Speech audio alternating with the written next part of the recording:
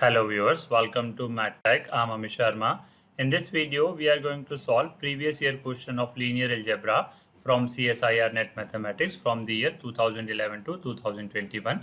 This is part 5 of the video. If you haven't seen first 4 part of the video, you can visit my channel or you can find the link in description box. And the topic is matrices and its application. So without a delay, let's start. Now, question is given a 4 cross 4 real matrix A, let T from R4 to R4 be the linear transformation defined by TV equal to AB, where we think R4 as the set of real 4 cross 1 matrices, for which choice of A given below do image of T and image of T square have respective dimensions 2 and 1.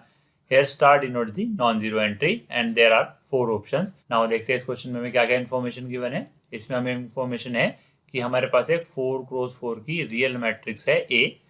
T R4 से R4 एक linear transformation है जो कि ऐसे define की गई है. R4 यहाँ पर क्या है, 4 क्रॉस 1 की मैट्रिक्स है.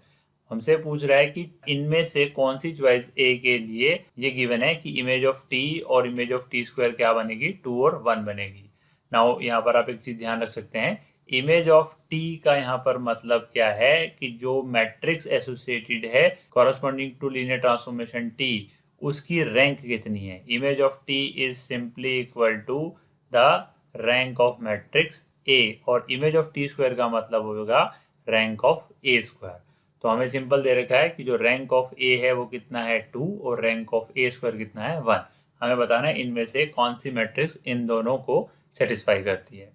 नाउ और यहाँ पर एक इन्फॉर्मेशन ये भी है कि जो स्टार एंट्री है हर ऑप्शन में वो क्या है, नॉन जीरो एंट्री है. तो चलिए देखते हैं one by one. Option A में मुझे 2 कॉलम में नॉन जीरो एंट्री गिवन है.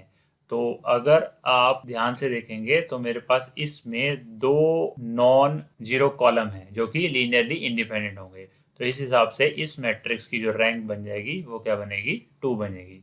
नाउ अगर हम इसका ए स्क्वायर निकालते हैं, इस मैट्रिक्स का A square, if you want to find A square. अब बहुत ध्यान से देखिए, ए स्क्वायर का मतलब क्या है, ए को ए से मल्टीप्लाई करना है. तो फर्स्ट रो को फर्स्ट कॉलम से मल्टीप्लाई करना है. मेरे पास सिर्फ थर्ड एंड फोर्थ पोजीशन में नॉन जीरो एंट्री है, बट फर्स्ट कॉलम में कहीं ऐसा नहीं है तो ये एलिमेंट आपको 0 मिलेगा. सिमिलरली सेकंड में भी नहीं है तो ये भी आपको 0 मिल जाएगा. जब आप थर्ड को थर्ड से करेंगे तो थर्ड पोजीशन में कोई एलिमेंट नहीं है तो ये पॉइंट भी आपको क्या मिलेगा, 0. जब आप इसको फोर्थ से करेंगे तो थर्ड पे आपके पास एलिमेंट है तो यहाँ पर आपको एक नॉन जीरो एंट्री मिल जाएगी. नाउ फिर करते हैं सेकंड रो को. आपको थर्ड और फोर्थ पोजीशन पर देखना है तो यहाँ पर 0. नाउ अगर आप सेकंड रो को सेकंड कॉलम से मल्टीप्लाई करेंगे तो ये पोजीशन पर भी 0 आएगा. सेकंड रो को थर्ड कॉलम से मल्टीप्लाई करेंगे तो ये पॉइंट भी आपका क्या आएगा, 0. जब आप सेकंड रो को फोर्थ कॉलम से मल्टीप्लाई करेंगे तो इसकी थर्ड पोजीशन और इसकी थर्ड पोजीशन पे एंट्री है तो यहाँ आपको एक नॉन जीरो एंट्री मिल जाएगी. अब आप थर्ड रो को जब फर्स्ट कॉलम से मल्टीप्लाई करेंगे तो 0 मिलेगा. थर्ड रो को सेकंड कॉलम से मल्टीप्लाई करेंगे तो 0. थर्ड रो को फोर्थ कॉलम से मल्टीप्लाई करेंगे तो भी 0 और थर्ड रो को फोर्थ कॉलम से मल्टीप्लाई करेंगे तो भी आपको क्या मिलेगा, 0. और लास्ट रो तो 0 है ये, तो ये सारे आपको क्या मिल जाएंगे, 0. तो आपके पास सिर्फ एक ही लीनियरली इंडिपेंडेंट कॉलम है. दिस इम्प्लाइज अगर आप rank of A square calculate करेंगे आपको 1 मिलेगा. तो यहाँ से हमारा दोनों कंडीशन सेटिस्फाई हो रही है तो ऑप्शन ए हमारा क्या हो जाएगा, करेक्ट हो जाएगा. CSR नेट की के अकॉर्डिंग इसके 2 ऑप्शंस थे. ऑप्शन बी भी इसका करेक्ट है. अगर आप देखेंगे बहुत ध्यान से तो यहाँ पर आपको ए में 2 लीनियरली इंडिपेंडेंट कॉलम मिल रहे हैं तो यहाँ से भी आपको रैंक ऑफ ए क्या मिल जाएगा, 2 मिल जाएगा. नाउ अगर आप इसका ए स्क्वायर कैलकुलेट करके देखेंगे तो आप देखिए, जब मैं फर्स्ट रो को फर्स्ट कॉलम से मल्टीप्लाई करूंगा तो मुझे सिर्फ थर्ड पोजीशन पर ही नॉन जीरो एंट्री है, बट यहाँ थर्ड कॉलम पे नहीं है तो ये मिलेगा आपको 0. जब आप इसको सेकंड से करेंगे तो यहाँ पर भी आपको मिलेगा 0. जब आप फर्स्ट रो को थर्ड से करेंगे, फर्स्ट रो को थर्ड पोजीशन पे कोई एलिमेंट नहीं है तो यहाँ मिलेगा 0. लेकिन अब जब इसको आप फोर्थ से करेंगे तो इसकी थर्ड पोजीशन पे एलिमेंट है तो यहाँ आपको एक नॉन जीरो एलिमेंट मिल जाएगा. नाउ सिमिलरली जब आप सेकंड रो को फर्स्ट से करेंगे तो ये हो जाएगा आपका 0. सेकंड रो को सेकंड कॉलम से मल्टीप्लाई करेंगे, दिस इज 0. सेकंड रो को थर्ड कॉलम से करेंगे, दिस इज अगेन 0. जब आप सेकंड रो को फोर्थ कॉलम से करेंगे तो यहाँ पर आपको फिर से एक नॉन जीरो एंट्री मिल जाएगी. थर्ड रो को फर्स्ट से करेंगे तो ये बनेगा 0. थर्ड रो को सेकंड से करेंगे तो बनेगा 0. थर्ड रो को अगर आप थर्ड कॉलम से मल्टीप्लाई करेंगे तो यहाँ आएगा 0. और थर्ड रो को अगर आप फोर्थ कॉलम से करेंगे तो ये फोर्थ पोजीशन पर है और यहाँ पर भी फोर्थ पोजीशन पर, तो यहाँ पर भी आपको एक नॉन जीरो एंट्री मिल जाएगी. नाउ फोर्थ में करेंगे तो ये बनेगा 0. फोर्थ को सेकंड से करेंगे तो 0. फोर्थ को अगर आप थर्ड से करेंगे तो 0 आएगा. लेकिन अगर आप फोर्थ को फोर्थ से करेंगे तो यहाँ पर भी आपको एक नॉन जीरो एंट्री मिल जाएगी। तो आपके पास एक लीनियर इंडिपेंडेंट कॉलम होगा, तो यहाँ से भी रैंक ऑफ ए स्क्वायर कितना आ जाएगा, 1 आएगा। तो इस केस में आपका ऑप्शन बी भी क्या होगा, करेक्ट। चाहे आप ए लगाइए चाहे आप बी लगाइए, दोनों ऑप्शन आपके करेक्ट हो जाएंगे। बट सी और डी आपके रॉन्ग होंगे। कैसे होंगे, यहाँ पर आपके पास 2 लीनियर इंडिपेंडेंट कॉलम है, तो फर्स्ट ऑप्शन तो ये सेटिस्फाई कर रहे हैं कि रैंक ऑफ ए आपका कितना है, 2 है। बट जब हम रैंक ऑफ ए स्क्वायर की बात करेंगे तो आप कैलकुलेट करके देखेंगे कि रैंक ऑफ ए स्क्वायर आपका 1 नहीं आ रहा है। कैसे नहीं आएगा, अगर आप थर्ड रो को थर्ड पोजीशन से मल्टीप्लाई करेंगे तो यहाँ पर आपको नॉन जीरो एलिमेंट मिल जाएगा, और जब आप फोर्थ रो को थर्ड कॉलम से मल्टीप्लाई करेंगे तो आपको ए स्क्वायर में भी इन्हीं दोनों पोजीशन पर नॉन जीरो एंट्री मिलेगी।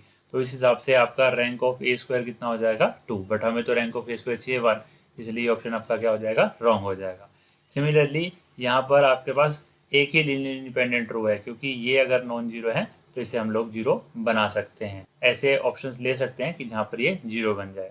तो इस केस में आपका रैंक ऑफ ए आपका 2 हो भी सकता है और नहीं भी हो सकता है। सपोज करो जैसे मैं यहाँ पर 1 ले लूँ एलिमेंट, यहाँ पर 1 ले लूँ, यहाँ पर 2 ले लूँ, यहाँ पर 2 ले लूँ, ये सब नॉन जीरो है, बट इस केस में आपका रैंक ए का 2 नहीं बनेगा, तो ये ऑप्शन ऐसे ही डिस्कार्ड हो जाएगा। Now next question is, let A be a M cross N matrix of rank n with real entries. Choose the correct statement. Option A, Ax equal to B has a solution for any B. Option B, Ax equal to 0 does not have a solution.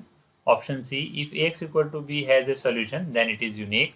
Option D, y dash A is equal to 0 for some non-zero y, where y dash denotes the transpose of the vector y. Now देखते हैं इस question में हमें क्या क्या information है। ए हमारे पास एक m क्रॉस n की मैट्रिक्स है जिसका रैंक कितना गिवन है, n है हमारे पास। मतलब ए का जो ऑर्डर है that is m cross n, और हमें ये भी दे रखा है कि जो रैंक है वो किसके बराबर है, n, मतलब नंबर ऑफ कॉलम के इक्वल है। और हमसे पूछ रहा है इनमें से कौन सी स्टेटमेंट हमारे से ट्रू होगी। अगर आप बहुत ध्यान से देखेंगे, अगर रैंक ऑफ ए n है, then by rank and nullity theorem से जो नलिटी ऑफ ए होगी वो कितनी होगी मेरे पास, 0, बिकॉज रैंक मुझे नंबर ऑफ कॉलम के बराबर गिवन। और अगर आप ऑप्शन बी बहुत ध्यान से देखेंगे, ऑप्शन बी कह रहा है x equal to 0 does not have a solution. ये एक होमोजीनियस सिस्टम है। होमोजीनियस सिस्टम के पास हमेशा एक सॉल्यूशन होता है जिसे हम ट्रिवियल सॉल्यूशन बोलते हैं। अगर रैंक ए का नंबर ऑफ कॉलम के बराबर है, in that case A has trivial solution. इस केस में ए के पास क्या होंगे, trivial solution, that is 0 is the always solution. But option B कह रहा है A X does not have a solution, तो ये ऑप्शन आपका क्या हो जाएगा, रॉन्ग हो जाएगा। नाउ फर्स्ट ऑप्शन कहता है कि A X equal to B has a solution for any B, मतलब आप कोई भी आप बी चूज कर लीजिए, A X equal to B एक नॉन होमोजेनियस सिस्टम है, हमेशा इसका एक सोल्यूशन आएगा। बट ये सही नहीं है, because for non homogeneous solution के लिए rank of A by B is equal to rank of A equal to number of variable के इक्वल होना चाहिए, तब आपके पास सोल्यूशन आएंगे। ये तो हो गया यूनिक सोल्यूशन का केस। दूसरा केस क्या है कि rank of A by B अगर रैंक ऑफ ए के इक्वल आता है तब भी मेरे पास सोल्यूशन होंगे, but in that case A infinitely many solution बनेंगे। तो अगर मैं कोई ऐसी मैट्रिक्स चूज करूं, लेट अस से अगर मैं ए को ले लेता हूं, आपके पास मुझे लेनी है m क्रॉस n की मैट्रिक्स जिसका रैंक n होना चाहिए।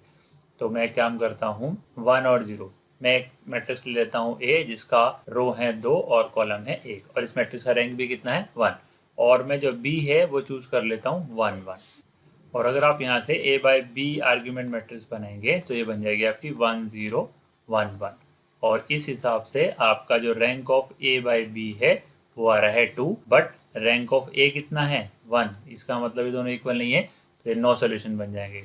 ये कहता है कि x equal to B has a solution for any B, तो यहाँ से आपका ऑप्शन ए बी क्या हो जाएगा, रॉन्ग हो जाएगा। नाउ ये सोल्यूशन कब हो सकता है, ये सोल्यूशन तब हो सकता है जब ये वाली कंडीशन मेरी सेटिस्फाई हो जाए कि rank of A number of variable के बराबर तो मुझे गिवन ही है, अगर rank of A by B rank of A के इक्वल हो जाए, इस केस में यूनिक सोल्यूशन होना चाहिए। तो ऑप्शन सी कहता है if x equal to B has a solution, तो ये हमेशा कैसे होंगे, यूनिक सोल्यूशन। तो ये ऑप्शन आपका क्या हो जाएगा, करेक्ट हो जाएगा। नाउ देखते हैं ऑप्शन डी कैसे होंगे। ऑप्शन डी कहता है y dash equal to 0 for some non zero y, और वाई डैश यहाँ पर ट्रांसपोज ऑफ वेक्टर वाई है। नाउ अगर मैं कोई भी एक वाई वेक्टर चूज कर लेता हूँ से 1 1, तो इसका मतलब जो y डैश वेक्टर है वो क्या हो जाएगा, मेरा रो में बन जाएगा 1 1, और a को मैं चूज कर लेता हूँ 1 0 जो अभी मैंने चूज किया था ना। अगर आप इन दोनों का प्रोडक्ट करेंगे तो ये बन जाएगा 1 1 इंटू 1 0 ना। अगर आप इन दोनों को मल्टीप्लाई करेंगे तो आपके पास 1 आएगा, बट ये 0 के इक्वल नहीं है। तो y डैश ए 0 नहीं है for some non zero vector y के लिए। अब बहुत सारे लोग ये सोच सकते हैं कि आप a को 0 ले लीजिए, बट ए मैट्रिक्स को मैं 0 नहीं ले सकता बिकॉज मुझे रैंक कितना लेना है, नंबर ऑफ कॉलम के बराबर लेना है, तो आप ए को 0 कंसीडर नहीं कर सकते। तो in that way option D आपका क्या हो जाएगा, रॉन्ग हो जाएगा। Now next question is let A be a real 3x4 matrix of rank A, then the rank of ATA where AT denotes the transpose of A is option A exactly 2, option B exactly 3, option C exactly 4, option D at most 2 but not necessarily 2। Now देखते हैं इस question में क्या क्या information है।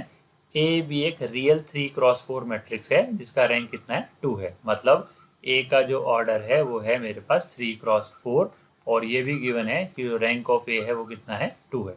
Then rank of A transpose A हमसे पूछ रहा है कि इनमें से किसके इक्वल होगा। वैसे ये स्ट्रेट फॉरवर्ड क्वेश्चन है, इसके लिए आप एक रिजल्ट याद कर सकते हैं, rank of A always equal to rank of A transpose A which is equal to rank of A into A transpose, ये हमेशा बराबर होते हैं। तो यहाँ से हमें गिवन है रैंक ऑफ ए 2 है, तो इसका आंसर भी कितना आएगा, 2। तो आपका ऑप्शन ए बिल्कुल ट्रू हो जाएगा और option B, option C, option D आपके रॉन्ग हो जाएंगे। अगर आप इसको प्रूफ करना चाहते हैं तो उसके लिए हम लोग लैंग नलिटी थ्योरम का यूज कर सकते हैं। नाउ अगर रैंक मुझे 2 गिवन है और नंबर ऑफ कॉलम मेरे पास 2 हैं, तो दिस इम्प्लाई जो नलिटी होगी ए की वो कितनी हो जाएगी, 2 हो जाएगी। नाउ अगर मैं ये शो कर दूं कि nullity of A and nullity of A into A transpose same है, तो इनका रैंक भी क्या हो जाएगा, same. Now since A has order 3x4 and A transpose has order 4x3, तो अगर आप ए ट्रांसपोज इंटू ए करेंगे तो इसका ऑर्डर आएगा 4x4 आ जाएगा आपके पास। Now let us take any vector x belongs to nullity of A, this implies ax is equal to 0। now multiply a transpose on both side, we get a transpose ax is equal to 0। इसको हम लिख सकते हैं a transpose a into x is equal to 0। this implies x belongs to nullity of a transpose a। अब आपने x कहाँ से लिया था, नलिटी ऑफ a में से लिया था, बट x कहाँ चला गया, nullity of a transpose a में चला गया, और x एक आर्बिट्ररी एलिमेंट है। This implies nullity of A is contained in nullity of A transpose into A। Now अगर मैं अब ये शो कर दूं कि nullity of A transpose A nullity of A में कंटेन है, तो हमारा रिजल्ट इक्वालिटी में कन्वर्ट हो जाएगा। Now let us take a vector y which is belongs to nullity of A transpose into A। this implies A transpose A into y should be equal to 0। इसको हम कैसे लिख सकते हैं, A transpose AY equal to 0। Now multiply y transpose on both side, we get y transpose A transpose AY is equal to 0। इसको हम कैसे लिख सकते हैं, AY whole transpose into AY equal to 0। Now अगर आपसे बहुत ध्यान से समझे, the inner product of x y कैसे डिफाइन होता है, this is x transpose A into y। तो अगर आप मैं इसको भी इनर प्रोडक्ट की फॉर्म में लिखूं, this implies this is the inner product of AY into y which is equal to 0। Now inner product एक ही केस में 0 होता है, जब मेरा वेक्टर क्या हो जाएगा, 0। This implies A Y should be equal to 0। This implies Y कहाँ चला जाएगा आपका, नलिटी ऑफ ए में। This implies nullity of A transpose A is contained in nullity of A. तो यहाँ दोनों से हमें क्या मिला कि nullity of A and nullity of A transpose A same है। अगर nullity of A transpose same है, this implies nullity of A transpose ए कितनी होगी, 2, बिकॉज नलिटी ऑफ ए भी कितनी है, 2। तो rank of A transpose A कितना हो जाएगा, 4 minus nullity of A transpose A which is 2 which is equal to 2। तो rank of A transpose A भी कितना होगा, 2 हो जाएगा। Now next question is if A is 5x5 real matrix with trace 15 and if 2 and 3 are eigen value of A each with algebraic multiplicity 2, then determinant of A is equal to option A 0, option B 24, option C 120, option D 180। Now देखते हैं इस question में क्या क्या information है हमारे पास। A एक 5x5 की रियल मैट्रिक्स है। दूसरी इन्फॉर्मेशन है इसका ट्रेस कितना है, 15 है, मतलब सारे की सारी आइगन वैल्यू का सम कितना है, 15 है। Now 2 and 3 are the eigen value of A with algebraic multiplicity 2। What is the meaning of algebraic multiplicity, कोई भी आइगन वैल्यू कितनी बार रिपीटेड है वो उसकी अलजेब्रिक मल्टीप्लिसिटी होता है। मतलब यहाँ पर 2 की अलजेब्रिक मल्टीप्लिसिटी 2 है, आइगन वैल्यू 2 है, वो 2 बार होगी। सिमिलरली 3 की अलजेब्रिक मल्टीप्लिसिटी भी 2 है, तो जो आइगन वैल्यू 3 है वो भी कितनी बार होगी, 2 होगी।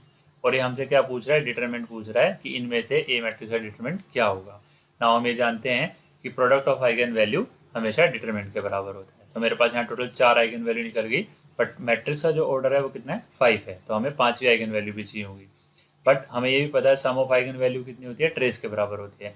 मान लेते हैं पांचवी आइगन वैल्यू लैम्डा है, so 2 + 2 + 3 + 3 + lambda should be equal to 15, जो कि 15 कितना है, ट्रेस है। तो अगर आप यहाँ से लैम्डा कैलकुलेट करेंगे 2 और 2 4, 4 और 6 10, तो लैम्डा हो जाएगा 15 - 10 = 5। तो मेरे पास जो पांचवी आइगन वैल्यू मिलेगी वो बनेगी 5। तो product of eigen value determinant के बराबर होता है, तो डिटरमिनेंट ऑफ ए हो जाएगा मेरे पास 2 × 2 × 3 × 3 × 5। तो हम इनका प्रोडक्ट कर सकते हैं, 2 × 2 4 × 4 × 3 9 × 5, 5 × 4 20 एंड 9 180। तो ऑप्शन डी आपका क्या हो जाएगा, करेक्ट हो जाएगा। Option A, option B, option D आपका रॉन्ग हो जाएगा। Now next question is, let A is not equal to In be an n cross n matrix such that A square equal to A, where In is the identity matrix of order n. Which of the following statement is false? Option A, In minus A whole square is equal to In minus A. Option B, trace of A equal to rank of A.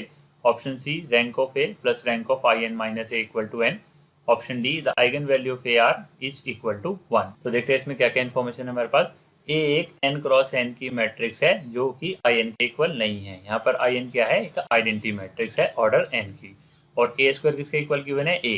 हमें पता है अगर a square a के equal है तो एक ऐसी matrix होती है हमारे पास आइडेम्पोटेंट, जिस भी मैट्रिक्स में उसका स्क्वायर उसके इक्वल आ जाएगा। मैट्रिक्स का स्क्वायर अगर मैट्रिक्स के इक्वल आता है तो उसे हम बोलते हैं आइडेम्पोटेंट मैट्रिक्स।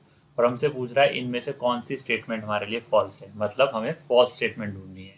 नाउ अगर a आइडेम्पोटेंट मैट्रिक्स है तो i माइनस ए भी क्या होती है, आइडेम्पोटेंट मैट्रिक्स होती है। इसका प्रूफ कर सकते हैं। अगर मैं i माइनस ए का होल स्क्वायर निकालूं, it will become i minus A into i minus A.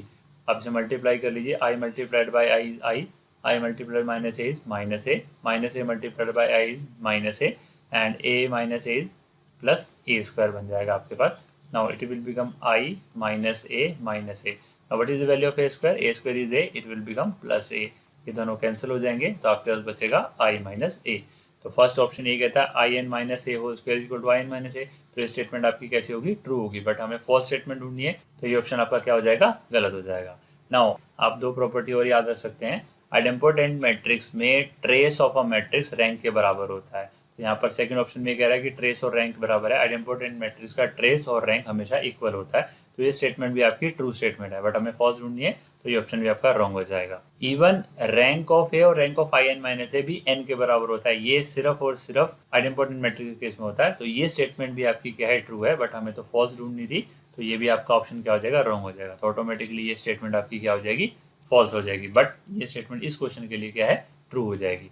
अब देखो कैसे, अगर आप कोई भी एक मैट्रिक्स चूज कर ले जो इस कंडीशन को सेटिस्फाई करती है। Now let us take a matrix A of 2 cross 2 having element 1 0 0 0। अगर आप इसका ए स्क्वायर कैलकुलेट करेंगे तो आपको सेम मिलेगा 1 0 0 0। दिस इंप्लाइज जो ए स्क्वायर है वो किसके इक्वल है, ए के इक्वल है। और सेकंड कंडीशन भी सेटिस्फाई कर रहा है, ए आइडेंटिटी के इक्वल नहीं है। अगर आप इसकी आइगन वैल्यू निकालेंगे तो ए की आइगन वैल्यू 1 और 0 है। बट ये कहता है eigen value of A is equal to 1, but मुझे तो 0 आइगन वैल्यू भी मिल रही है। तो ये स्टेटमेंट मेरी क्या है, फॉल्स है। इसलिए ये ऑप्शन आपका क्या हो जाएगा, करेक्ट हो जाएगा। Now next question is, given A n cross n matrix B, define e to the power b by e to the power b is equal to summation j varies from 0 to infinity b to the power j divided by j factorial. Let p be the characteristic polynomial of b. Then the matrix e to the power pb is option A I n cross n, option B 0 n cross n, option C e into I n cross n, option D pi into I n cross n. अब देखते हैं इस question में क्या क्या information है हमारे पास। हमें एक n क्रॉस n की मैट्रिक्स डिफाइन है जिसका नाम है b, और e to the power b हमें ऐसे डिफाइन करके गिवन है। और p क्या है, कैरेक्टरिस्टिक पॉलिनोमियल है मैट्रिक्स b का।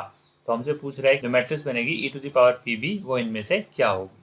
नाउ अगर आप बहुत ध्यान से देखें, केले-हैमिल्टन थ्योरम में कहती है कि every square matrix satisfies characteristic equation. अगर p हमारे पास कैरेक्टरिस्टिक पॉलिनोमियल है मैट्रिक्स b का, तो p ऑफ b हमेशा क्या होगा, 0 होगा, because every square matrix satisfies characteristic equation. Now अब हमसे पूछ रहा है e to the power pb क्या होगा।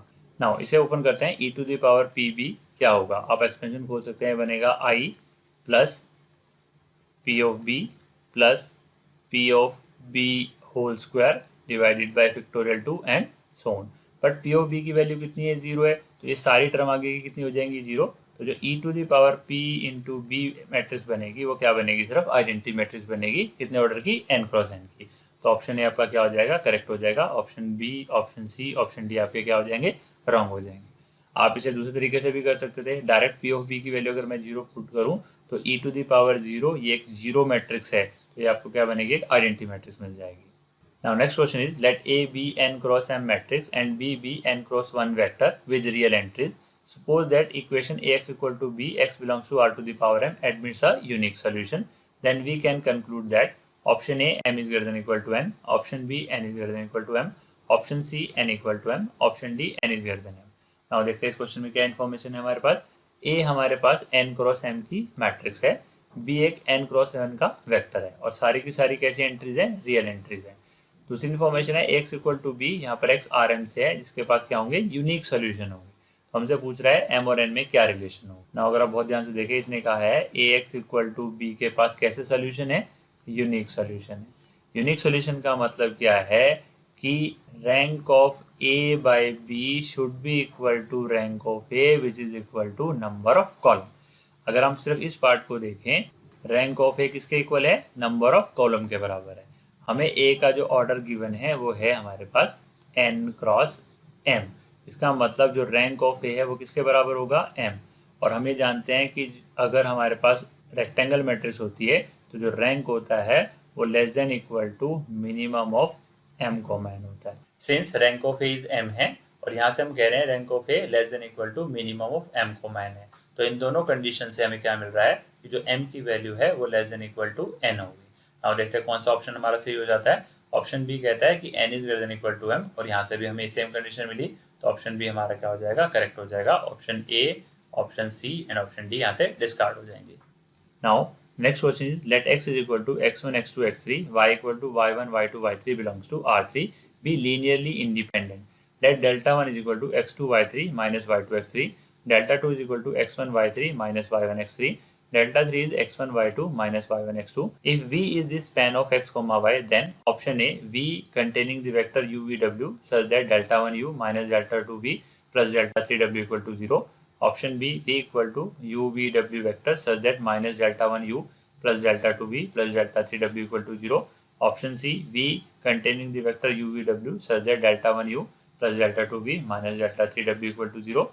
Option D, v equal to vector containing u v w such that delta 1 u plus delta 2 v plus delta 3 w equal to 0। यहाँ पर ये डॉट नहीं है, तो देखते हैं इस क्वेश्चन में क्या क्या इन्फॉर्मेशन है हमारे पास। हमारे पास एक x 3 टपल में वेक्टर है x1 x2 x3, y भी एक 3 टपल में वेक्टर है y1 y2 y3 जो कि R3 से हैं और इस दोनों वेक्टर कैसे हैं, लीनियरली इंडिपेंडेंट। मतलब x can not be written as alpha times y where alpha is a scalar number. Delta 1 की वैल्यू गिवन है, डेल्टा 2 की वैल्यू गिवन है और डेल्टा 3 की वैल्यू। जो सेट v है वो x और y से स्पैन हो रहा है, तो इनमें से कौन सा ऑप्शन हमारा सही हो जाएगा। नाउ देखते हैं, अगर v वेक्टर है जो कि u v w को कंटेन करता है जो इन दोनों वेक्टर से स्पेन हो रहा है, मतलब u v w इन दोनों के लीनियर कॉम्बिनेशन से हम लिख सकते हैं। मींस तीनों वेक्टर को अगर हम कंबाइन करेंगे तो वो कैसे हो जाएंगे, लीनियरली डिपेंडेंट हो जाएंगे। और हमें पता है अगर हम वेक्टर को लीनियरली डिपेंडेंट बनाएंगे तो उनका डिटरमिनेंट क्या होगा, 0 होगा। नाउ कैसे लिख सकते हैं, फर्स्ट वेक्टर आपके पास है x1 x2 x3, दूसरा वेक्टर है y1 y2 y3 और तीसरा वेक्टर जिनको उनके लीनियर कॉम्बिनेशन में लिखना है वो है u v एंड w। तो इसका डिटरमिनेंट क्या हो जाएगा, 0।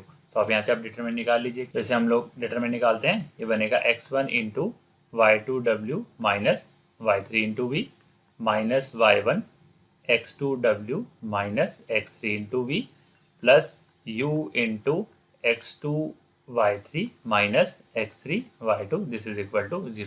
नाउ मल्टीप्लाई कर दीजिए, ये बन जाएगा आपके पास x1 y2 w minus x1 y3 v minus y1 x2 w plus y1 x3 v और लास्ट बनेगा आपके पास plus u x2 y3 minus u x3 y2 this is equal to 0।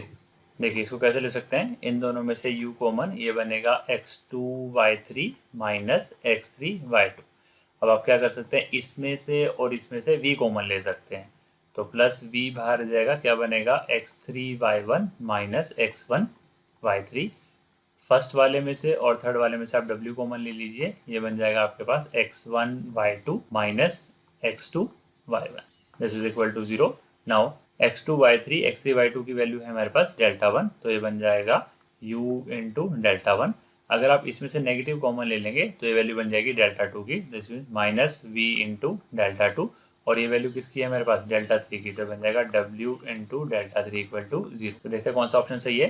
First option कहता है delta 1 into u minus delta 2 into v plus delta 3 W equal to 0, तो option A आपका correct हो जाएगा। Option B, option C, option D आपके wrong हो जाएंगे।